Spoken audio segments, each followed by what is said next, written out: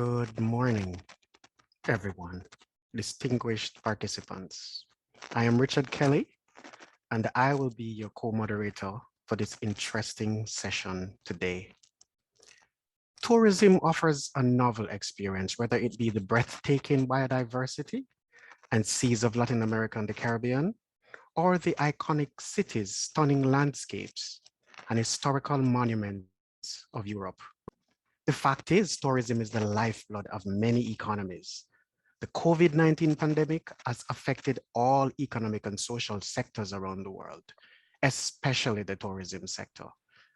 Given its importance to the economies of Europe and Latin America and the Caribbean, UNDP and the EU-LAC Foundation joined forces in hosting this side event on the margins of the United Nations General Assembly entitled Digital and Inclusive Innovations to Mitigate the Impact of the COVID-19 Pandemic and Sustainably Transform Tourism in Latin America, the Caribbean, and the European Union. For a new paradigm in tourism, the call is for transformation, a thinking revolution, massive change to perception, digitalization to achieve innovation. So, from Anna, Barrera, and I, who are your moderators today, a warm welcome to you as we take you on a paradigm-shifting journey.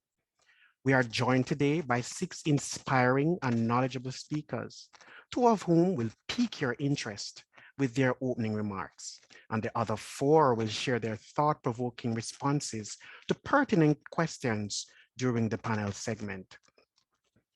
This event is being streamed on Zoom, Facebook, and Dewey TV, and we have translations in English and Spanish.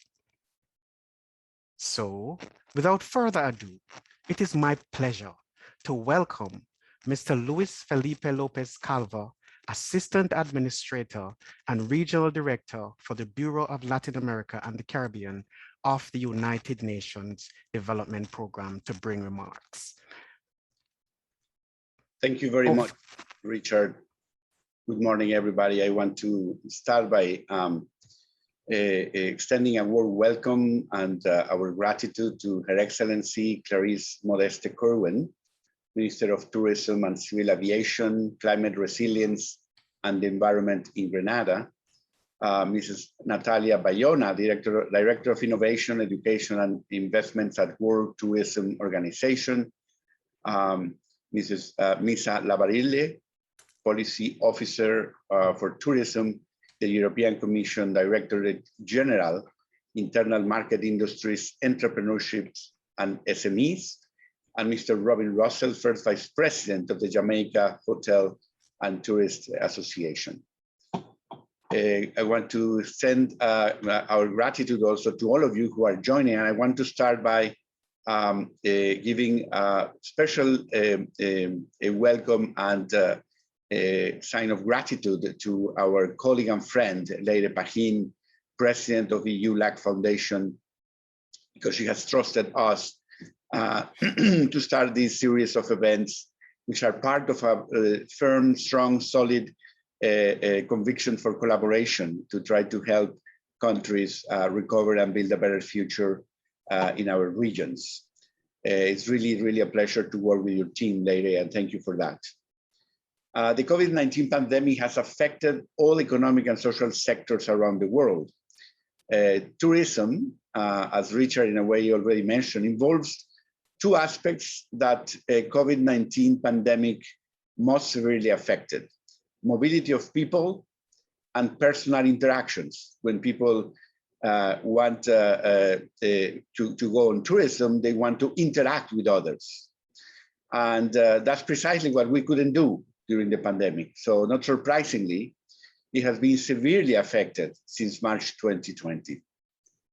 Restrictions were imposed by governments to control the spread of the virus, leaving borders closed to non-essential travel in many countries for several months in 2020, 2021. There has been a drop in 73% in international tourist arrivals in 2020, 64% contraction in international tourism receipts in real terms, This is not trivial. According to the World Tourism Organization, 2020 has been the worst year on record for international tourism since 1950, ending a 10-year period of sustained growth since the 2009 financial crisis. And 62 million people employed in the travel and tourism sector lost their jobs. So we hope to start with this event, which is one in a series of events that we will organize together with the EU-LAC Foundation to precisely open this conversation about this crisis, its effects, the recovery, and very important, how to take this as an opportunity to rethink tourism. So our office in Barbados and the Eastern Caribbean at UNDP conducted a dialogue to understand practices, promote sustainable tourism. And some of the results of that consultation I would like to highlight today are very, very important. So first message is, it's really a time and an opportunity. We have an opportunity to rethink the tourism industry. We cannot go back to business as usual in the tourism sector. The pre-pandemic tourism industry overall was not as inclusive and sustainable as we would like it to be, to say the least. And it has been very important that in the regional policy dialogues with actors from all the different sectors of the tourism value chain, the conclusions lead to the idea that we should focus on digital transformation, diversification of tourism product offer, stakeholder engagement, and regional coordination. And finally, the most important is the support to micro, small, and medium enterprises to become digital, with a heavy focus on supporting women-led businesses. A second message is that we need to accelerate the digital agenda as a condition to respond to the challenges emerging from this pandemic. We in UNDP have been accompanying, for example, Dominica in a journey to respond to the challenges that emerged from the pandemic. Last October, Dominica was the first country in the world to pilot UNDP's new digital readiness assessment tool, developed to assist governments with taking stock of their digital transformation pathway and to identify priorities and gaps across governments, business, ecosystem, infrastructure, regulatory environment, and human capability in general. The Prime Minister of Dominica has prioritized digital transformation to leverage the power of technology to create jobs, improve services, catalyze post-COVID-19 recovery, and ultimately to jumpstart the country again towards becoming the first climate resilient nation in the world. So UNDP has been collaborating to develop a national digital transformation strategy based on that assessment with a whole of society approach. Likewise, the government of Grenada is setting policy priorities to lead this digital transformation across sectors. Grenada also piloted the same assessment, aiming at providing the government with essential insights into Grenada's digital strengths and weaknesses. Building on this, the government and UNDP led the Smart Small Grenada vision, which focuses on integrating approaches to disaster preparedness, resilience, and natural resources, economic growth, driven by government's commitment to innovate. It's very important to say in the message 3, and I only have one more, don't worry, I'm not going to extend more too much longer, is that micro, small and medium enterprises represent up to 90% of the businesses in the tourism value chain in the Caribbean region. This is very important. So it is crucial for them to have access to digital solutions to respond to the current market demands.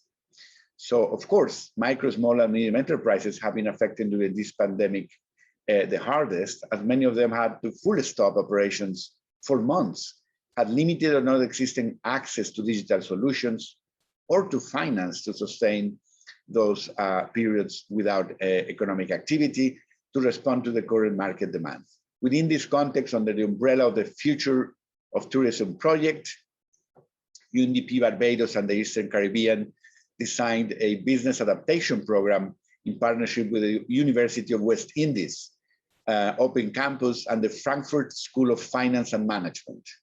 This program has provided the opportunity to almost 400 micro, small, and medium enterprises to receive open training on digital technologies, financial planning, and marketing. From those 400 small businesses, 165 are currently receiving technical assistance and one-on-one mentoring sessions. The message 4 is that the effects of the pandemic over the tourism industry across the LAC region have been substantial, and women, who make up 60% of workers in hotels and restaurant industry alone, with 80% of them informally employed, have been hardly hit. And this is a very important element to have a gender lens in the reconstruction of a vision for the tourism sector. So it's estimated that 45% of workers in the hotel and restaurant industry lost their jobs during the time that I mentioned before, and the recovery efforts need a gender lens, and we really want to insist on this aspect as crucial in this new vision. So this is a defining moment for policymakers' commitment to sustainable development in our region. Equal attention needs to be focused on taking advantage of technical and digital innovations, female leadership for all programs and initiatives, and the training of staff and practices for the achievement of gender equality, to enhance technical capabilities, and to promote sustainable transition of tourism. So thank you again to all the wonderful panelists. Thank you to the EU-LAC Foundation, and let's start this conversation that is crucial for the region. Thank you.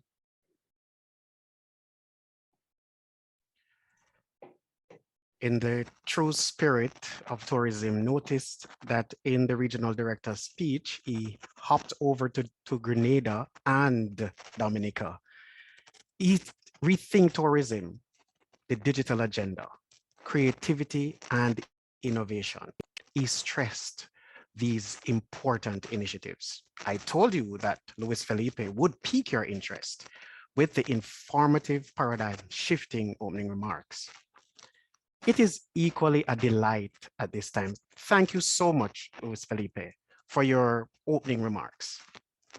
It is equally a delight to welcome Ms. Lere Pahin, President of the EU-LAC Foundation and is Global International Development Director, Chair of the REDS chapter of the United Nations Sustainable Development Solutions Network, and a member of UNSDSN Strategic and Leadership Council to deliver her paradigm-shifting remarks.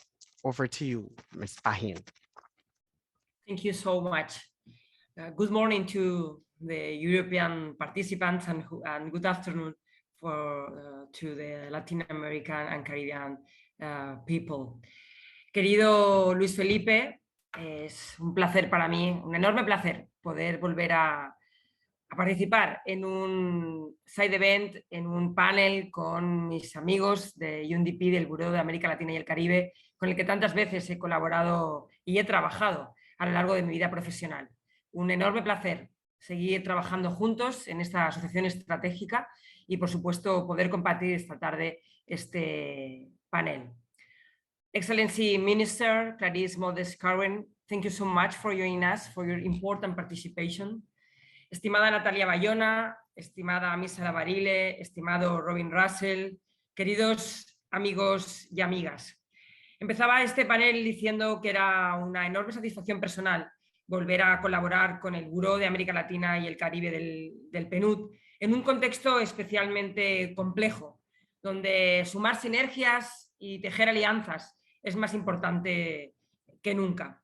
Vivimos en un contexto donde todavía hoy los efectos de la pandemia del COVID-19 han generado consecuencias devastadoras para todos los países del mundo, implicando pérdidas de millones de vidas, una recesión económica sin muchos precedentes en los últimos años e impactos sociales muy severos. Y además, esta pandemia ha vuelto a poner de manifiesto, en primer lugar, las fuertes desigualdades que existen en nuestros países y entre regiones, y también ha vuelto a subrayar la enorme vulnerabilidad de algunos sectores de nuestra sociedad.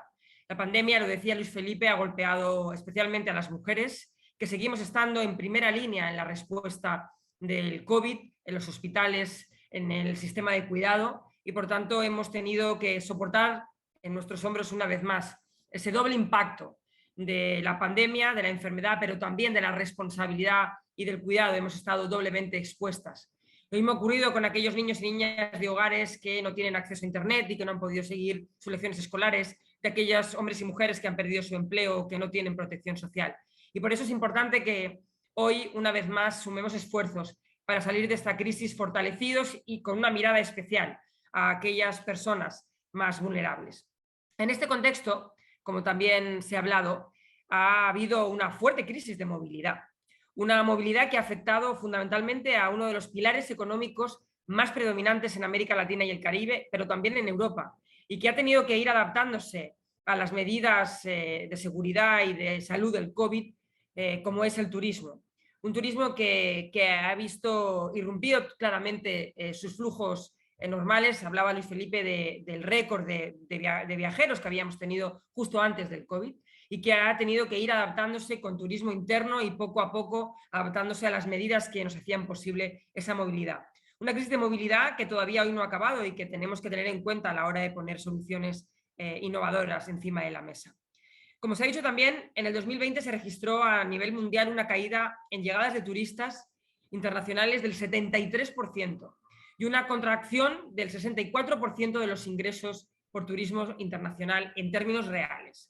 Eso quiere decir que alrededor de 62 millones de personas empleados en el sector turismo y en el de viajes han perdido su trabajo durante el 2020 y que alrededor de 32 millones de personas cayeron en la extrema pobreza en el año 2020. Por eso es importante que miremos especialmente a este sector, porque el impacto ha sido mucho más perjudicial a aquellos países que dependen en gran medida del sector del turismo por su peso en el Producto Interior Bruto. Países, como decía, especialmente en América Latina y el Caribe y en Europa. ¿Qué les va a decir una española que conoce bien cuál es el efecto devastador de los problemas de la crisis de movilidad en el turismo en su país? Por eso, desde EU-LAC y desde el PNUD queremos centrar nuestra mirada en esta situación, analizar las políticas posibles para salir de ellas fortalecidas, analizar las buenas prácticas desarrolladas en algunos países, compartirlas y, sobre todo, tener clara cuáles deben ser algunos de los caminos que nos den luz en este contexto. Por eso hoy contamos con la participación de la ministra de Turismo de Granada, quien representa también una región que tiene una clara vocación turística, pero también hemos querido invitar a la Comisión Europea y al sector privado. Nos parece fundamental que todos los actores del mundo del turismo estén hoy aquí representados.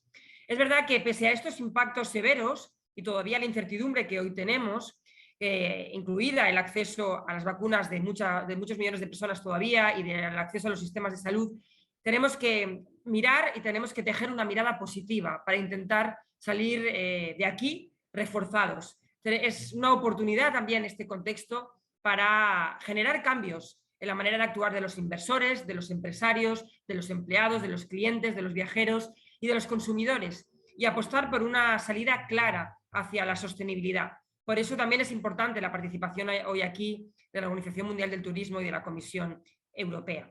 Para regenerar estas respuestas acerca de las condiciones necesarias y de las vías para transitar hacia un sector del turismo que sea sostenible y resiliente, nos parece que es más pertinente que nunca rescatar la Agenda 2030 y los Objetivos de Desarrollo Sostenible, porque vale la pena recordar que el turismo contribuye de una forma directa a varios objetivos de la agenda. Por supuesto, al objetivo 1, al fin de la pobreza, al 8, el trabajo decente, pero también al objetivo 12, producción y consumo sostenibles, o incluso al objetivo 16, porque una sociedad con paz y seguridad es una sociedad que atrae turismo, y las inestabilidades y los conflictos, por el contrario, suelen ser detractores y desincentivadores del turismo.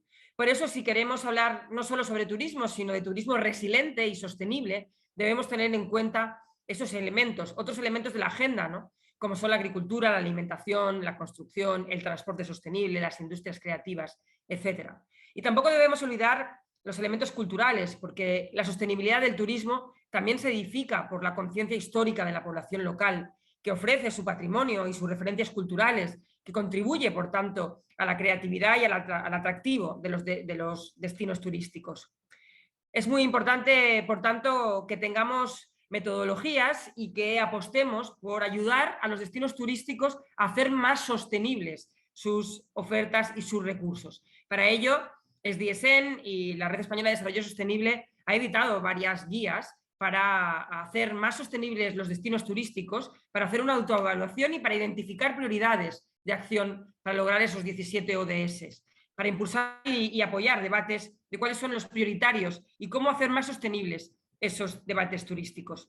Nos parece, además, y con esta reflexión quiero acabar, que para garantizar el éxito de la implantación de un modelo de turismo sostenible debe asegurarse la participación activa de todos los agentes implicados en el sector, tanto a escala pública como a escala privada. Por eso hoy hemos querido tener a todos los actores aquí. Es importante hacer una apuesta en red de estos agentes para crear sinergias colaborativas de trabajo, para fomentar intercambio de conocimiento y experiencias, para motivar a otros actores y para hacer, como decía, los destinos de acogida más sostenibles. En línea con esta estrategia, los destinos turísticos deben trabajar en integrar los ODS para lograr su inclusión en las políticas públicas y también para unar esfuerzos para afianzar los principios de sostenibilidad. Y, cómo no, debemos implicar a los propios turistas, a los propios viajeros. Al final son los consumidores, los turistas, quienes deciden un destino u otro en función de sus alicientes. Y esta industria debe tener en cuenta esa apuesta por los principios sostenibles que los propios viajeros y los propios turistas cada vez eligen más y cada vez apuestan más. Por eso la inclusión de los propios turistas y la sensibilización de los propios turistas en la conservación del patrimonio, en la conservación de la biodiversidad de nuestros océanos, es fundamental para un turismo sostenible. Es verdad que hoy no podemos pensar en nuevas aperturas al turismo sin pensar en y en un fortalecimiento de los sistemas sanitarios. Es una experiencia que también vivimos en el Caribe, de la mano del PNUD, desde el Instituto de Salud Global de Barcelona, con un interesantísimo trabajo que hicimos de acompañamiento a los gobiernos para tomar decisiones. La ciencia, el conocimiento acumulado es fundamental para la toma de decisiones políticas, también para las económicas. Y por eso es importante que incorporemos esos resultados científicos, esos resultados de salud y que construyamos esos sistemas de salud como garantía de derechos, pero también como reclamos de destinos turísticos para quienes quieren viajar con seguridad y tener tranquilidad en sus destinos. En definitiva, lo que queremos hoy es convocar una mirada positiva hacia el futuro, convocando a todos los actores y a todas las miradas con una apuesta sostenible y esperando que estos diálogos que estamos promoviendo a partir de este ciclo sirvan para generar un nuevo conocimiento y para incentivar la exploración de prácticas, medidas y políticas innovadoras en la acción por el clima, respetando los derechos de las comunidades locales y de los pueblos indígenas y brindando oportunidades de empleos para jóvenes y mujeres, como es nuestro deseo. Una vez más, gracias por vuestra participación y por vuestro trabajo en este campo.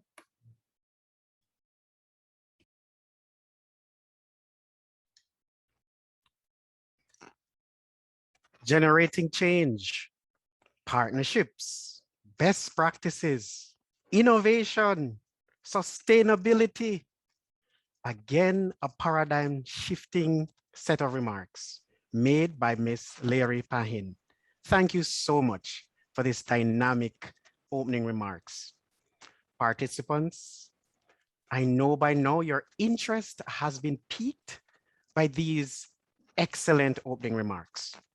And I know you are so interested at this time to see what is coming up in the next session.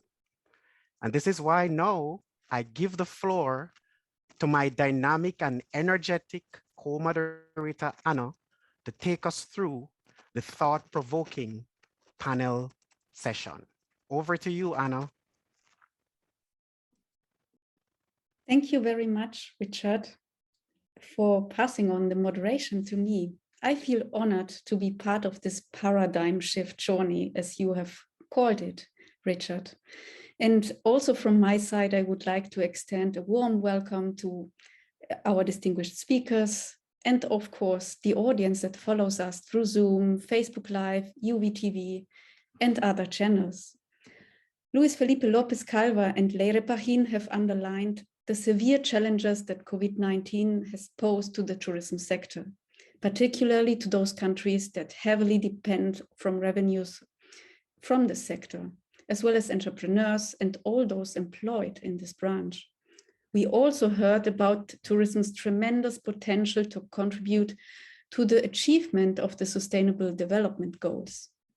Digital instruments are considered key to paving the way toward the financial and economic, the social and climate resilience of the tourism sector. However, in line with the main theme of the World Tourism Day, which was celebrated yesterday, it is essential that the benefits of digital transformation of the tourism sector is enjoyed widely and fairly, and that no one is being left behind as the world begins to open up again.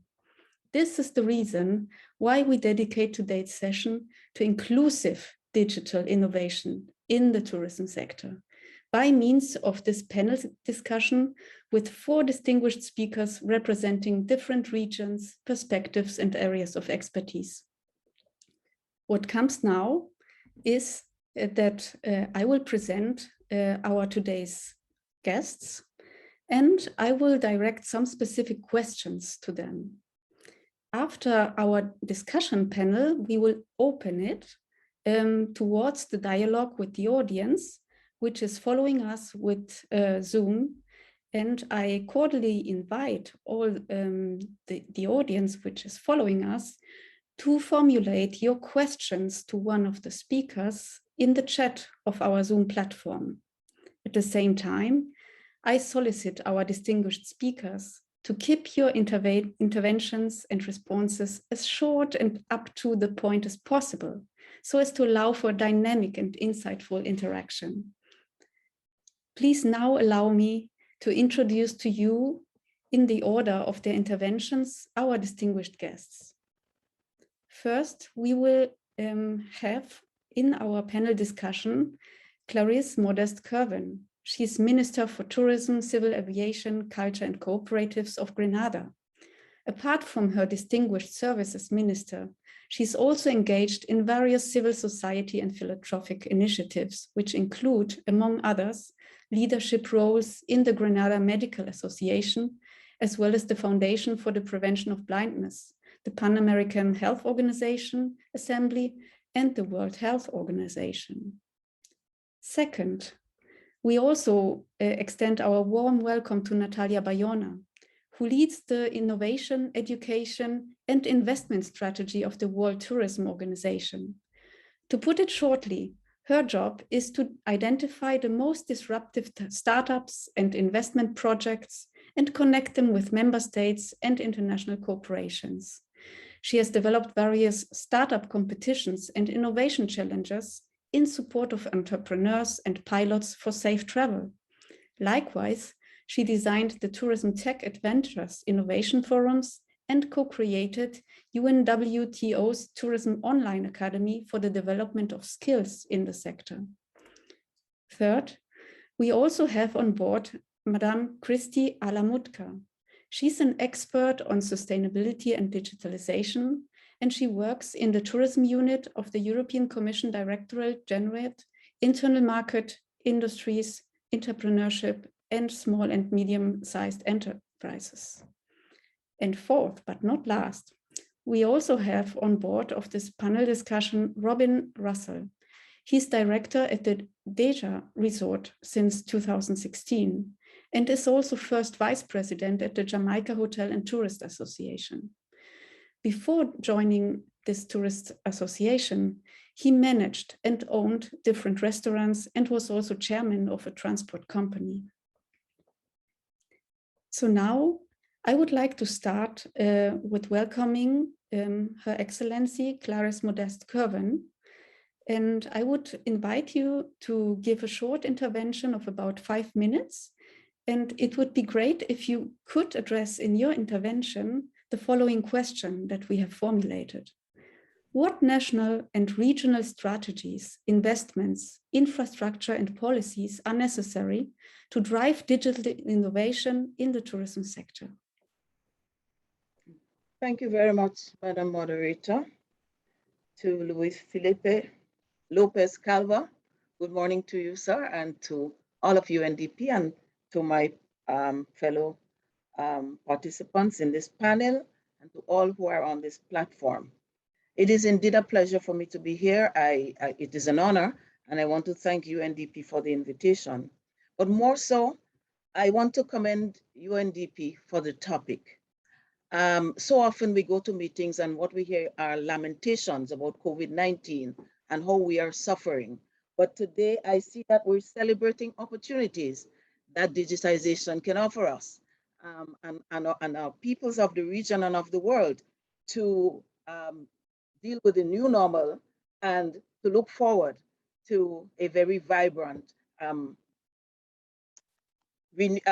shall I say it, a very vibrant restoration of the tourism industry. So looking at the topic, the words that jump at me are inclusive and innovations. And I've separated them in a few topics, but I don't know how to speak for 5 minutes. I've never learned to, so I'll just skip through some things, but obviously I wrote something that would take 50 minutes or 50 days, but I'll try to keep it 5 minutes. The first thing is government's policy. I will speak to that shortly, and partnerships to get that policy being effected. Access to IT equipment and hardware, access to microfinancing and small business loans, becoming digitally ready, upskilling MSMEs and marketplace technology, and empowerment through data. So I'll start with government's policy. I might be putting my government into trouble, but I believe that national and regional strategies, investments, infrastructure, and policies are necessary to drive digital innovation in the tourism sector. In other words, I believe that governments are responsible for creating the enabling environment for these things to happen. And government doesn't have to do it alone. Government can establish relationships with service providers and form PPEs and work with other regional governments, as we have done within the CARICOM region or the Caribbean region for shared objectives, and also to work with other regional and international organizations such as UNDP, Compete Caribbean, and so on and so on. I must say that UNDP has been very, very a strong support for us in terms of digitization in Grenada. Luis Felipe spoke of one of them, which we are undertaking with Dominica, so I will not go into that. However, they have done a number of other things, and he mentioned the smart state. And so I've seen what other countries have done by developing a smart state program to deal with digitization and to govern their countries with significant successes. And I know that with UNDP assisting, we have already started that process in the relevant department, and I know we will have some successes there. And also digitization in agriculture. Agriculture is critical, as we know. How long can we live without food? But also in agro-tourism. And again, UNDP has been very instrumental in pushing us along that lines. So governments also need to facilitate buy-in from public and private sector in adopting digital technologies. And we will see that statistics will tell us that, especially with the MSME, perhaps the larger businesses, they're well on their way with innovation of digitization. However, with the MSMEs, who are key actors in the tourism value chain, and especially in small island developing states, they represent 90% of the businesses and more than 50% of employment worldwide. We find that there is a significant disparity in the uptake of digitization between this MSMEs and the larger businesses. Also, worthy of note is that though women form 50 to 70% of the tourism workforce. And many of them have tourism businesses. However, technology adoption is lower among females than in male-owned businesses. And therefore, I want to single this out and to ask us to focus on solutions that could assist our women and give them the equality and the equity that they so deserve. I spoke about empowerment through data. We know that the traditional operators, the receptive operators, and the online travel agencies, that they protect their customer data fiercely. And therefore, the small businesses have no sight of that information. And they miss out on opportunities to own the relationship with customers. They miss out on opportunities to add to the customer experience and therefore increase their own revenues. And owning customer data is very critical. And therefore this topic and what we expect to see happening with the MSMEs is very critical. Training and digital literacy, extremely important. And I think this speaks for itself. And with only maybe 1 minute to go, I don't think I need to go into that, but certainly there is great need for digital upskilling and e-commerce training, such as how to work with online travel agents, such as Google Hotels for small hotels, SMEs, and so on. And there are several examples worldwide that have had successes, and I think we need to maybe steal some pages from the book, but also be innovative and come up with what is more relevant and specific for our region. One other thing I wanted to say is that earlier this year, we had a regional policy dialogue, again hosted by UNDP, and it brought together the policymakers, the entrepreneurs, regional tourism practitioners virtually to discuss the future of Caribbean tourism. And there again, we had a number of takeaways that I know for myself has assisted us and guided us on the pathway, but I'm also grateful for the continued support of UNDP. There are some positives that we have seen. So for example, we've seen a high penetration of smartphones in the region, estimated at about 75%. So in terms of devices, we do have a significant amount. And there has been fundamental changes taking place within the Eastern Caribbean. So for example, the DCash system has been initiated. And we're speaking about MSMEs. Many, and the percentage is significant, but many of our small businesses and medium and micro businesses, they do not have the significant bank account from which to have credit card accounts and to do their transactions. And therefore, the Eastern Caribbean currency dollar has utilized this, the process of digital cash, whereby it allows the small person, small business person to carry out transactions without a bank account. And Grenada has implemented that. I know some other islands in the Caribbean have done likewise. And I think that this is a major game changer for our small businesses, because without that, they have to relegate to cash transaction, check transactions. And as we know, every tourist has as a priority safety. And the physical transactions in this day and age is not desirable. And therefore, the more that our small businesses can conduct their businesses digitally, it will be so much better for them. I know my time is up. I just wanted to speak of one other thing, and I'm looking for that. In terms of government policy, I want to say that in terms of the support we have received, this has come a long way, but we are at the point where we are looking at implementation. We need to start implementing the new tourism concept within a new COVID context, recognizing that COVID will not go away in the near future. God knows when it will go away, but recognizing that we have to restore livelihoods, even as we save lives from COVID. And therefore, we need as a region to work more closely together, to support each other where there are areas that we can have collaborative effort.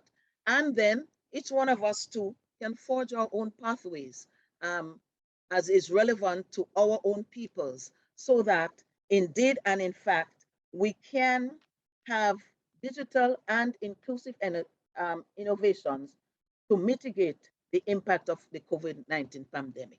And I believe the Caribbean is well on its way to doing that. We've had so many successes in this difficult time, but there's a long way to go. I thank you. Thank you very much, Minister Clarice Modeste-Kervin, for your first reply to one of our questions. I think you stressed very well the importance of MSMEs and also of game changers, such as transaction without the need of bank accounts, for example, and also the need for improvements and boosting of digital literacy. Before coming to our second invited guests to the session, I would just like to mention that due to other commitments that both of our directors and presidents have, Mr. Luis Felipe Lopez Calpa and also Leire Pahin, they will not be able to stay with us until the end of the session. So please excuse themselves on behalf. I am excusing themselves on behalf of them. And now I pass the floor to Natalia Bayona. She's Director of Innovation, Education, and Investments at the World Tourism Organization. I would also like to ask Natalia to just briefly, within a short intervention, address the following question. What are some of the new and emerging trends in digital innovations in tourism? Thanks a lot, Anna. It's my pleasure to be here today. And of course, before I start, I would like to thank to Leire and of course to Luis Felipe and to Her Excellency the Minister, and of course to the UNWTO, to the UNDP and UNWTO team. UNDP is our sister agency, so of course, I'm more than pleased to be here with you today, sharing our thoughts regarding digitalization. So, Anna, I have to say that, of course, the pandemic has helped us to understand that innovation and digitalization are here to stay. First of all, because tourism dropped by 74% and foreign direct investments decreased and dropped by 74%. Nonetheless, I have some good news for the techies that tourism innovation investments increased during COVID-19 times. So tourism innovation and technology investments grew by $22 billion last year. And I have to say that, of course, the most important technologies that are used in tourism are augmented reality, virtual reality, clean tech, health tech, that's obvious. And of course, everything related to mobility and wearables, Internet of Things. Those are the most used technologies in tourism. But I have to say that, of course, these good news are joined by some challenges. The first one is regarding online education. As you know, tourism is the top employer of youth and women. Nonetheless, 50% of youth working in tourism, they desire to become an entrepreneur, but they only have secondary skills. So if we want a technological sector, if we want to empower youth through the use of technology and startups, by far, we need to empower online education. That's why last year we created the Tourism Online Academy. And Anna, just in 1 year, we got 15,000 students from more than 100 countries. So that's an answer about how challenging is education in our sector. Second of all, I have to say that regarding new technologies, you know that the tourism chain is a very big chain and is one of the most complete economic chains. So of course, tourism is about manufacturing, it's about goods, it's about gastronomy, it's about events, it's about technology. But when you analyze the whole picture of the whole tourism sector, I have to say that 50% of the investments are only focused in mobility, lifestyle, and transport. And of course, so there's where we got there, Uber, and of course Airbnb, and some of small experiences, but we need a lot to cover, for example, in B2B, in digitalization, in having more digitalization in SMEs, as the minister said. And when you see the flows of investments, I have to say that 80% of investments on technology and innovation, so when it comes to startups and venture capital, they are concentrated in the US, in China, Germany, India, Spain, and France. But here the question is, where is Latin America and where is the Caribbean? That this is the region of youth. This is the region where there's a lot of talent. Nonetheless, the flows of investments are not coming here. And when you see the parallelism with the creation of technological ventures, it happens the same. The top ventures and the top startups are developed in the US, in China, and in the top countries when it comes to tourism that are, of course, the European markets. So here the challenge is huge because as our Secretary General Guterres says, we cannot leave anyone behind.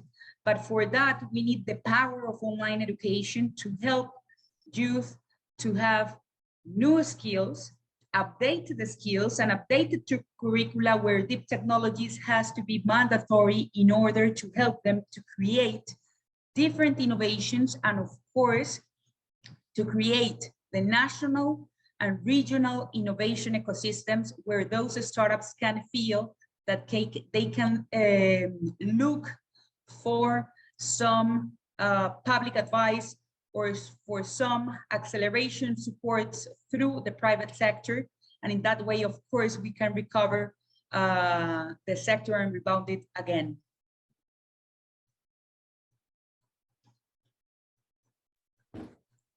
Thank you very much, Natalia. You made a really, really strong point for boosting capacity building and education of the young generation, especially in Latin America and the Caribbean. And I guess this is also a very good bridge to our next guest, Kirsti Ala-Mutka, because she represents the European Union here on this panel. I would like to ask her, in your presentation, could you please address the following question: which strategic partnerships are or would be integral and necessary to advancing digital transformation in the tourism sector, both in the EU, but also in LAC, in the Latin American and Caribbean region? Thank you, Anna, and thank you for the invitation to this occasion, to this important possibility to discuss with you in this interesting and an important panel of these very, very relevant aspects. In the European Union, tourism is seen as one of the key industrial ecosystems that is composing of several sectors and a very diverse system of actors, of which, as said already, many are very small enterprises. So our industrial strategy update recognizes that there's need to accelerate the green transition and the digital transition of all the industrial ecosystem, but the tourism should be given priority because it was hit and suffered very hard during the COVID pandemic. So we have started this work now by showing the way to the other ecosystems and by trying to benefit from the recovery after the COVID crisis for the transition towards a more sustainable and more resilient future. So we think that in order to create transition, we we must collaborate and create collaboration with the stakeholders. And we are currently working in a very intensive stakeholder consultation process to produce a transition pathway for tourism towards the end of this year. And our idea of this co-creation process is to recognize jointly targets and actions by the different stakeholders on the European level, national level, regional level, on the destination management organizations, and by the industry and SME themselves, so that they would each act and plan together what would be their role for progressing towards jointly agreed targets. So these are the kind of practical level partnerships that we would need in order to create the work program for the European tourism agenda for 2030. So this is one element of the partnerships that need to exist, the collaboration and concrete collaboration and joint agreements with the different stakeholders. The digital transition is also in Europe automatically based into the context of the broader digital transformation strategy of the European society and economy. And there we have several actions that relate, for example, to policy reforms of digital data sharing and platform economy, which are very important for tourism. And then the specific cardinal points of the digital compass, which is the improvement of skills, infrastructures, digital transformation of businesses, and digitalization of public services, supported by the digital citizenship, so that everybody would have access to information, rights to privacy, and capacity to set up new businesses.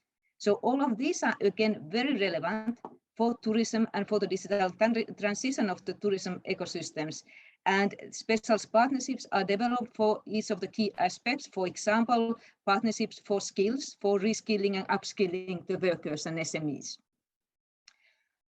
International partnerships are another important issue that needs to be considered. And if we are thinking of the European Union and its collaboration with the Latin American regions, then we must remember that our digital transformation strategies also include the elements that relate to the international aspect.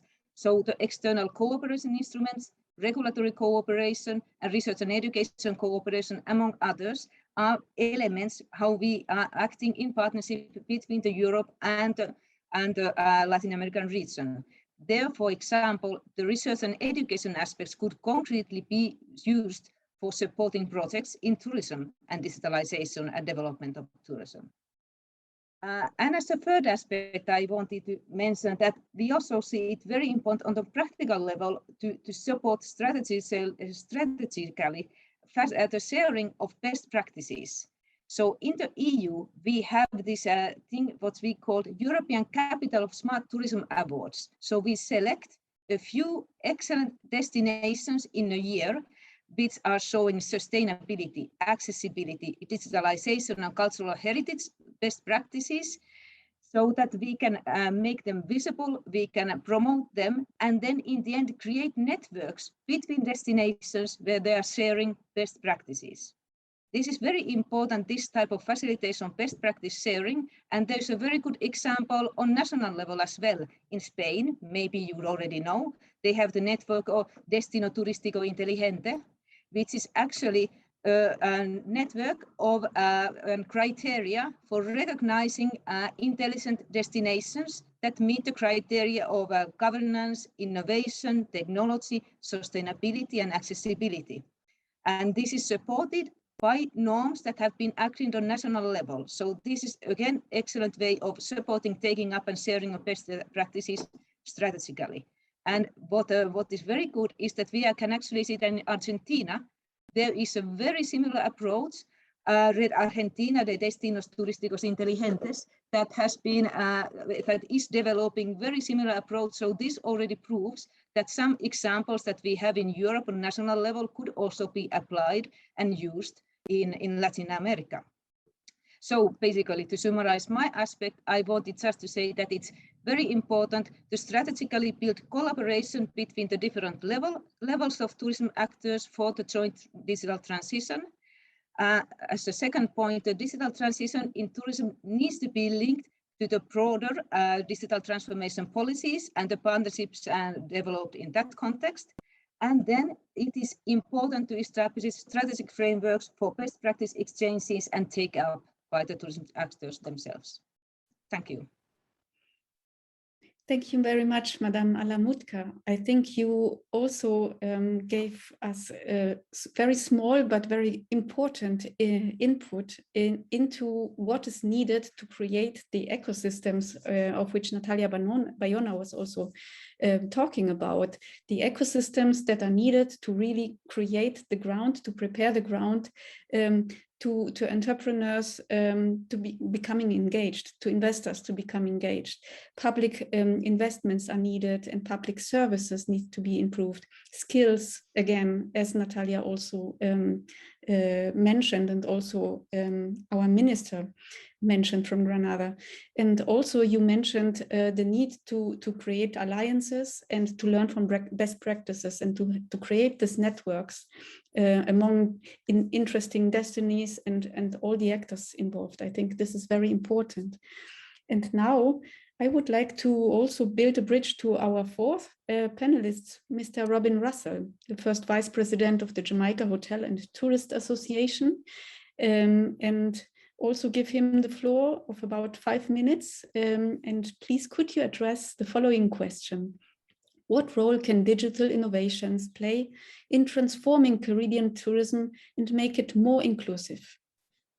Thank you. Welcome to panelists and everyone here. And thank you for the opportunity to present on this very, very important topic. As a small business operator and owner, one of the main problems that I faced when I first came into the business 20, 30 years ago was the access to market. You know, how do you advertise to somebody in Spain when you're in a small country like Jamaica or Costa Rica and you have 5 rooms? Because newspaper, and back then it was through newspapers, radios, TV, travel magazines, trade shows that, you know, your country would put on throughout the world. But all of those things are expensive. Larger properties are able to do it because they're able to spread those costs over the amount of rooms that they have. However, in the last 5-10 years, we've seen where digital transformation has allowed smaller properties or smaller tours or, you know, anything that wants to be out there, access to market. And that access is cheaper, it is scalable, and it is easier if you're educated and able to maneuver in that digital world. And I speak to things like a virtual trade show. COVID has taught us now that you don't need to go globe hopping all over the world to meet travel agents, to meet with DMOs, to introduce them to your property. You know, the Jamaica Tourist Board in here has done an excellent job in doing virtual trade shows where, you know, through platforms like JPEX, where they invite the tour operators to online platforms and we meet them online. We introduce them through virtual tours of the property, 3D tours. And these things give people a great opportunity to see your product. There's social media. You know, you have people that have millions of followers, and you can also develop your own social media platforms. You can also get into Google Ads, which are a lot cheaper and a lot more sustainable than trying to buy a full page ad in the Wall Street Journal, and you can't afford it because you have 5 rooms. The online travel agencies, the OTAs, which charge you a percentage of your sales. So instead of needing a lot of capital to get into a big marketing campaign, they do it for you. In fact, they're the largest advertisers in the tourism industry as we speak, you know, spending millions and billions of dollars advertising. So use their money to market your property. Figure out, and that's what we have done now, is figuring out how do we rank high with them, that when somebody searches our platform, we're on top of that platform or we're close to the top. And all of this is just, you know, it's just learning little innovative things to do. I think the world has changed and experiences have changed. and persons are looking for experiences more in their travel. So the more unique, the more interesting you can make your experience and marketing out there, it is possible. What I would also say is Jamaica has also set up something called ALEX, which is an agricultural linkage platform. And it connects our farmers to our hotels, where it is a commodities platform where they can actually put their goods online and our purchasing persons can see it and purchase it directly from the farmer. These are things that, although it has been set up, I don't think it has been used enough. And this is where education needs to come in. And you know, a farmer in rural Jamaica is not very versed in digital technology, but this is where it is needed, where education is needed to get these people involved. A simple statistic shows that there is a way to get it done. 20 years ago, 50% of persons on a cruise ship pre-booked their tour. Now we're seeing where 35% of those persons are pre-booking their tour. Where are these people going and how are these people learning about experiences in the Caribbean, in Latin America, in wherever they should go? And I think they're learning through social media, through doing their own research, and that is an opportunity for us.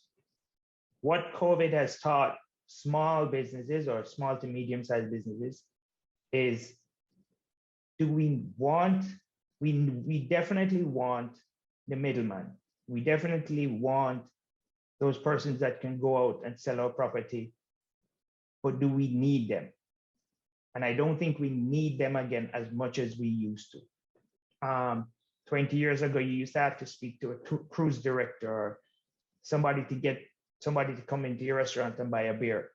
Now, with proper pictures and a proper website and Google Ads and social media, you're able to reach that customer. And that is the key to how we're going to get a solid, inclusive tourism model, that wherever you are, whatever you're selling, you're able to market it to the world. You're able to market it to millions of people by just putting that one picture or that one video online. So I think that's my 5 minutes. Thank you very much. Thank you so much, Mr. Russell, for your really, really insightful examples. This is precisely the next question I would like to head to, and this would be another 4 minutes for Her Excellency Clarice Modeste Kerwin, our minister from Grenada, to expose a little bit more perhaps on interesting examples from her experience of digital innovations which have curbed or which have the potential to curb social inclusion. Please, Minister, you feel free to share some examples on this question with us. Thank you. I'm glad you said feel free, because these 4 minutes are killing me, but never mind, this time I'll take my time. I have one instance, one situation that I find stands out to me, and one might wonder, how is it tourism related? But if we're talking sustainable, we have to look at succession. And therefore, I'm going to speak to a project that we do, a program actually, that the Ministry of Education has for its students at this time. We are all aware that with COVID, a number of children couldn't go to school in every country, I think for some period of time, some longer, some shorter, but they've had that difficulty. But the Ministry of Education started to come up with a digital program to educate, to do distance learning for their children, because what they found is that many of our students were weak in English and maths. And therefore, they got together a group of teachers who had these fields as their strengths, English, maths, so that they could teach island-wide, countrywide. And so they've started putting the structure in place because, of course, you have to have your devices, you have to have a program, and that's what that's how the Minister for Education told me. You have to have devices, you have to have program, you have to have your connectivity, and so on. And this started before COVID, so that when COVID came, while we didn't have everything in place, it was easier to move things along because there was the infrastructure already there. And so now our schools are still closed, but our students from kindergarten, which is about probably what, 5, 6 years? Or no, it's earlier, because somewhere 3 or 4, until the end of their secondary school, where they end about 15, 16 years. All of the work is being done online, and they have not missed a bit. So that last year in the external exams, the students did by and large pretty well, comparable to how they would have performed in non-COVID times.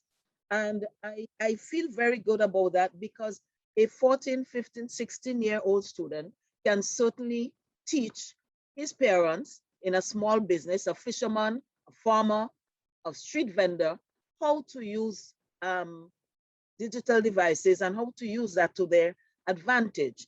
And also, it's not only the devices, but the connectivity, so that all schools are connected, all public buildings are connected in Grenada at this time. I think we've completed that, so that persons can find a hotspot. And so while it was primarily targeting school children, it is also facilitating older persons in the community, so that they too can learn the importance of digitization. I think that is so important. And when I started with my cellular phone and I saw so many apps and so many things, I too felt daunted, I must confess. And gradually, because the demand was there, you had to do so many things. First of all, when we had a little bit of lockdown, you had to do your cabinet meetings by Zoom or whatever medium that was used, whatever platform. And so we had to learn by force. And so the COVID situation, while it is bad in general, has forced us to some situations or to perform differently. And we see the benefits of it. I've heard the speaker before me speak about marketing. And now we have some women's organizations to help women, help fishermen, farmers, because during the COVID time, there was very little airlift and cargo couldn't go out. So we assisted the fishermen to find local markets. So we put supplier to the purchaser. And that is working in a small way, but it is the beginning of a very, what I would say, a very lucrative business for small industries. So I wanted to speak to this too, because I think if we educate our children, then they too can educate others. Because when I must confess, when I have difficulties, I call one of the little girls and the little boys and say, how do you do that? And they know it is as though they were born with that skill. So I think our government has done a very good investment in training those students. And also, we have been using it in various ways to assist our farmers with their produce. And I think that is, this is the story. These are the two stories I would like to tell. I thank you. Thank you very much. Just before giving the floor to my co-moderator, Richard, and to let in some questions from our audience, I would like to direct the same question to Ms. Alamutka. Would you have for us an example from the European side on digital innovations that promote social inclusiveness? Actually, I thought that this would be something that would be better to show than to explain. So I would have a video that I have sent to you that describes results of a co-funded project that increases accessibility for disabled people. So please show that.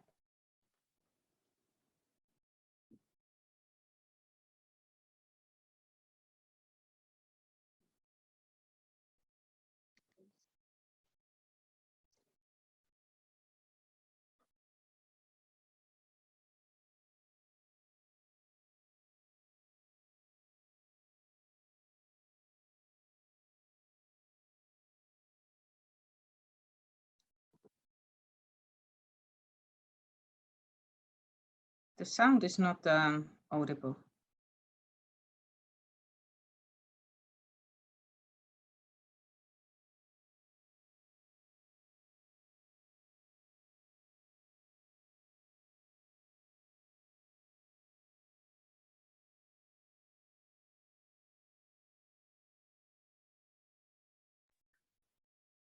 Okay, it seems that it was difficult to get the audio online. We saw the video, but perhaps we can give it another try. But meanwhile, perhaps you could just explain what was being promoted in this video.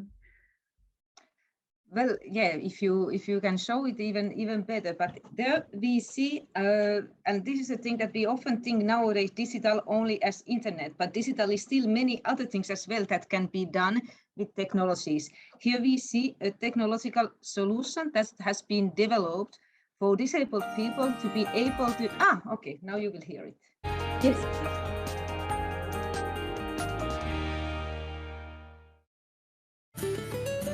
The beauty of Cypriot beaches is well known.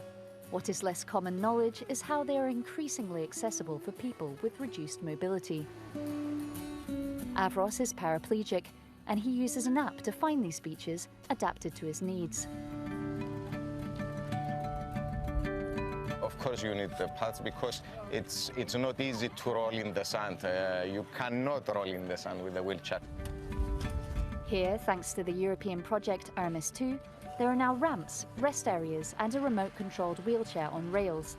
This gives people of restricted mobility fully independent access to the sea.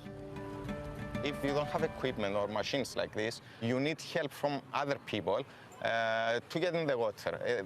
They have to carry you. Some people don't like to get help from others. Some are not feeling well asking for help. So being able to use this machine on your own, you feel free and independent again.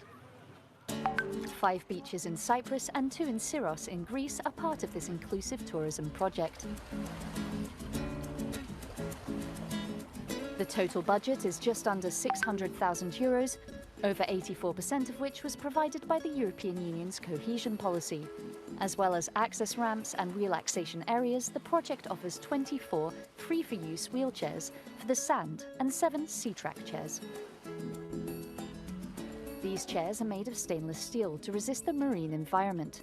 The sea-track itself can be assembled and dismantled in a few hours, and it is powered by an off-the-grid solar panel. A solar panel is the ideal solution because, first of all, it's green, no impact on the environment.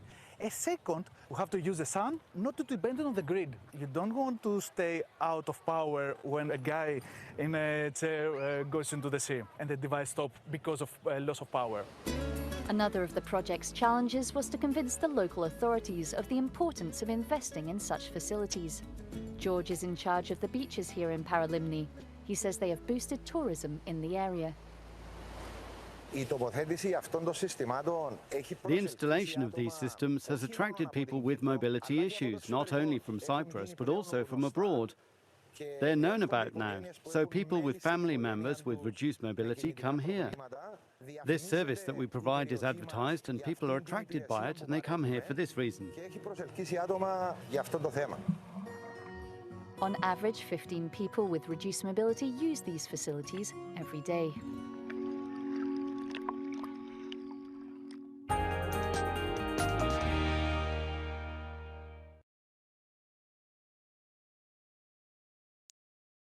Thank you very much for sharing this very, very interesting example. Now, looking a little bit at the clock, I would like to pass on the word to my co-moderator, Richard, who has collected jointly with UNDP colleagues several questions from the Q&A section. Please, Richard. Thank you, Anna.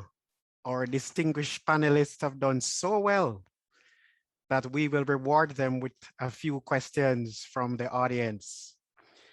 And the first awardee goes to, I think I will give the first award to Kirsty, Miss Alamutka.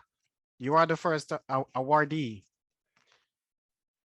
How do we manage to integrate the efforts made so far in the digitalization of tourism with our own tourist areas, where sometimes it is not possible to access this service? Is accompaniment from the government needed in this regard? Did I go too fast? Yeah, I'm not sure I fully understood, but I think I have an answer anyway, because this shows now exactly what we are discussing when we are developing the transition pathway with all the different stakeholders.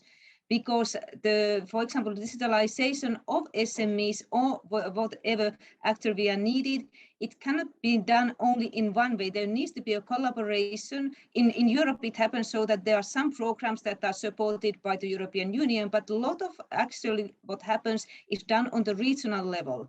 It is partially cohesion policies, partially regional policies that are giving to the local development offices funding that can then be regionally be decided to be used for tourism or to use be, for example, other types of SMEs. So yes, there should be funding available, but it's very important that it's also coordinated in what is given on a higher level and what is regionally needed for different things. Excellent. Thank you, Ms. Alamudka. And our second award goes to none other than the Minister, Minister Clarice Modeste. A question from the audience. This one says, how can we manage to control pollution since it's driven so much by the tourism sector? And also the tourist that travels actually carry the virus. How can we avoid this to happen again? What controls can be taken by the government? Over to you, Minister. Thank you. Let me take the second part first, about tourists who travel do have the virus. What we do have are protocols. And sometimes the persons, and being the Minister for Tourism is not easy at this time, because some of the persons in the tourism sector think that our protocols are too onerous. And so we have to walk a tight line. How onerous do you make it, or how stringent do you make it and still get tourists to come into your country? So our protocols, they require for entry that you have a test within 72 hours, and it is a PCR test, which is the most reliable of all the different tests for the COVID virus, and that 24 hours after coming into the country, that if you are fully vaccinated, 24 hours after coming into the country, you do another test, and if you're negative, then you're free to roam. This has worked pretty well for us, but every once in a while, you will find somebody who is positive after that 24 hours of being into the country, because that is the nature of this devious, what shall I call it? I don't even know if it's they say it's not alive, but sometimes it behaves as though it's got a brain to attack human beings. But never mind, this devious microorganism, it can come on afterwards. But we've had a few cases, and when we compare the number of local, because at this point we are in community transmission, and when we compare the amount of community transmissions we have as compared to persons coming in positive, I think that the risk is minimal enough, because since COVID has been here with us for almost 2 years, and we expect it's going to be for a while. If we got to start back tourism, we have to start, and we have to start the safest way possible, but there's no 100%. So I think our protocols are pretty good. If we want to have tourism exist and bring back livelihoods, is a significant number of our population who have been displaced and continue to be displaced from their jobs. We have to have that kind of balance. So I do not think, based on the statistics, that persons coming in are the major issue. Right now, our issue is the community spread to friends and people not observing the protocols and so on. The other question was in terms of, can you remind me, please? I think you actually, in a way, answered the entire question, because the stress was really on those persons that are possibly carrying the virus into the country. So okay, so that was what the pollution referred to. Yes. I thought it was the other type of pollution. So yes, that is what it is. The numbers are much smaller than what we see in the community. Thank you so much. You well-deserved award. And Mr. Russell, please don't feel left out. We have an award for you. Final question to you. Would it be possible to organize virtual visits with links that visitors can try and visit from their spaces, apparently digital tourism, in case of future pandemic risks? What do you think about that? What makes the Caribbean special is touch and feel. We are a warm people when it speaks to Caribbean and Latin America, and people want to come and experience that sunshine. But what I think is that virtual experience is what will get persons to visit where we are and drive tourism, because the key to tourism is employment. The key to tourism is driving economies and allowing countries to do better. So having these virtual tours, yes, they are useful. It's like having a virtual stage show, a virtual show. Yes, you can watch the act, but does that translate to generating revenue for your country? No. What we need is for those persons to be on flights. We need those persons to be in hotel rooms. We need those persons to be taking taxis and experiencing the food and the culture of our region. And we want to use that virtual tour. We want to use, and I use this as an example. My example would be, Anna, this conference. For me to have come to a conference, the UNDP would have mean me flying to New York and going to a hotel. But now I am able to, with another 200 participants, plus how many participants on, whatever platform, Facebook and YouTube, to experience this and, to learn and to figure out how we move forward. And that's the only way to go. We started at zero. A lot of us, Minister, I feel your pain being a Minister of Tourism in this time. At one point, you were probably the star, and now you are at the bottom of the totem pole, advocating for growth. But what is important is that we started from zero and we built back stronger. We built back leaner. We're building back with a resilience and a need to move forward as a unit, not leaving anybody behind, but pushing forward together. Thank you. Excellent. Thank you so much, Mr. Russell. Do we have time for one more? I might not. I think I'm going to give the floor over to Anna, my co-moderator. Over to you, Anna. Thank you very much, Richard. I will just keep up the last words of Mr. Russell. We have jointly tried to seek for solutions to build up stronger, to build up cleaner, to build up more resiliently our tourism sectors in our countries. I think this is just the path forward. Thank you very much for all of you, Mr. Russell, Ms. Alamutka, Minister Modeste, Natalia Bayona, for participating in this inauguration of what is actually a cycle of 5 events on resilient tourism, which jointly the EU-LAC Foundation and UNDP will be implementing throughout the upcoming 2 months. We will dedicate each of the sessions to a specific topic. And the upcoming event will be on October 15th on health resilience of the tourism sector. So this were already somehow touched upon in this session, but we will dive deeper in this topic in the upcoming session. Please, I also would like to thank the audience for staying with us throughout the 1.5 hours of dialogue. Thank you also for your engagement and your interaction in the chat room and the questions that you raised.